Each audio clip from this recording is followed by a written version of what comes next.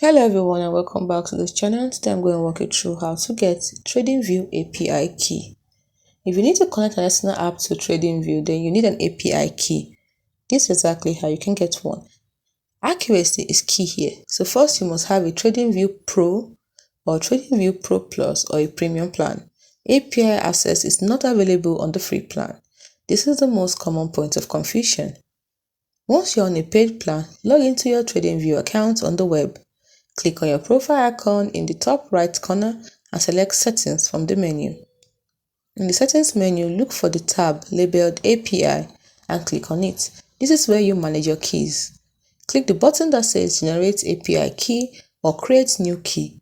You can give it a descriptive name like My Trading Bot to remember what it is for, and then click Create.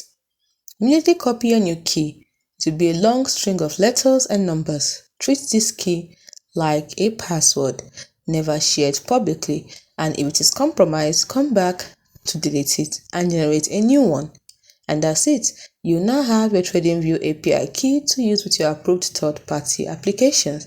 Do not forget, what is required is for you to have a premium plan, and you can find it in settings when you see it in settings, you click on API, and most importantly, keep your key secret.